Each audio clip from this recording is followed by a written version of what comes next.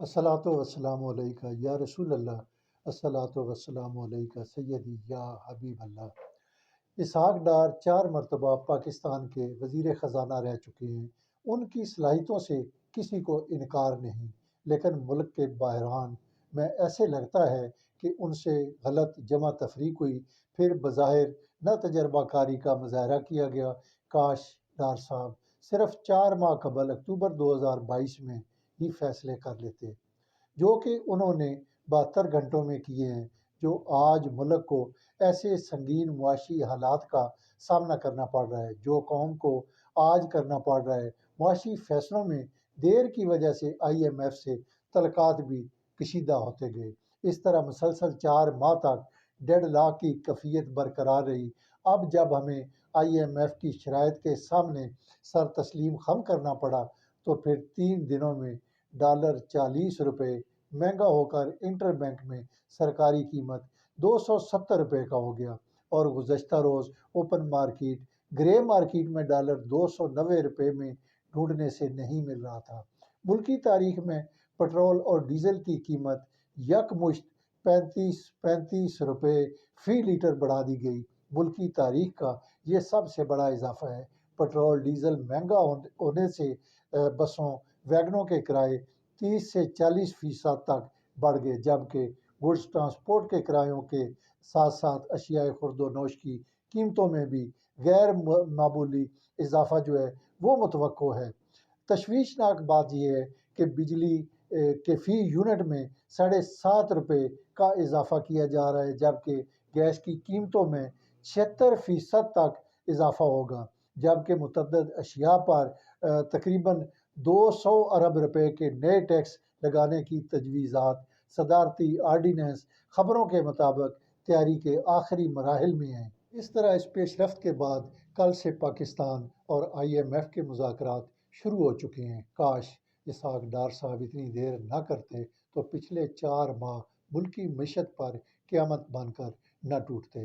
حالیہ چند مہینوں کے دوران قابل صد احترام اسحاق ڈار صاحب نے اپنی پچھلی صلاحیتوں کے بارے میں بات کی، اور اس پر ان کو فخر تھا، اور کبھی وہ اچھل کود دکھاتے اور کبھی ان کی باتوں میں IMF سے اکثر وہ کھل کھلا کر لڑائی جھگڑا کرتے نظر آتے۔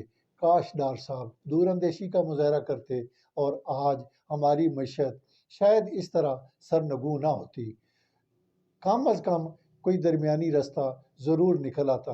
IMF کے ساتھ ہم اس معاملے میں آگے بڑھ چکے ہوتے۔ ڈار صاحب نے IMF کے ساتھ معاملات طے کرنے کی بجائے قوم کو جھوٹی طفل تسلیاں دی اور IMF کو مسلسل آنکھیں دکھاتے رہے، بلکہ اس وقت اسحاق ڈار صاحب نے کہا کہ IMF والے کون ہوتے ہیں کہ ہمارے روپے کی قدر کیا اور کہاں ہونی چاہیے، ہم اپنے ملک کو چلانا جانتے ہیں، پھر ہمیں ڈکٹیشن لے کر اپنے ملک کا بیڑا کیوں غرق کرنا ہے۔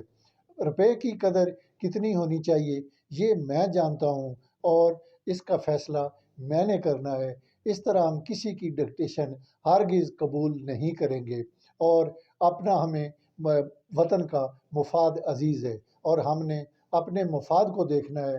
ہم نے $3 ارب جو باقی لینے ہیں، وہ لینے کے لیے ہم پاکستان میں $30 ارب کا نقصان کسی صورت نہیں کریں گے، بلکہ بلا شبہ پاکستانی معیشت کو سدھارنے کے لیے IMF کی شرح پر گامزن ہونا ہی وقت کا تقاضا ہے۔ معیشت پر سکہ بند نامی گرامی ماہرین کہتے ہیں کہ IMF پروگرام کی بحالی کے بغیر پاکستان کا کسی صورت بھی گزارا ممکن نہیں، لیکن جناب محترم اسحاق ڈار صاحب اپنی ضد پر اڑے رہے، اپنی ضد پر قائم رہے۔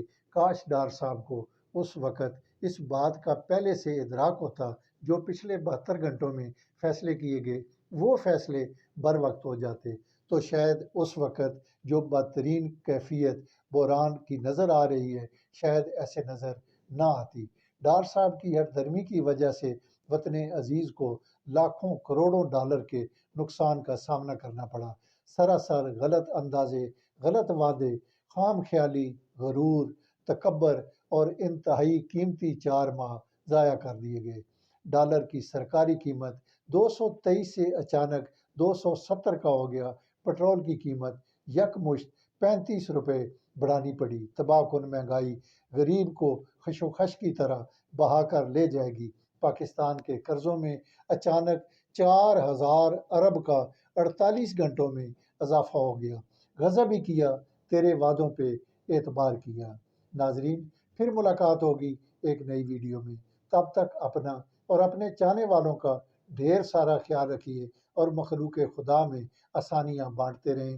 میرے یوٹیوب چینل کو سبسکرائب کریں، لائک کریں اور اپنے عزیز دوستوں کے ساتھ شیئر کریں، اور سب سے اہم بات، اپنی قیمتی آراء سے نوازتے رہا کریں۔ وما علینا الا البلاغ۔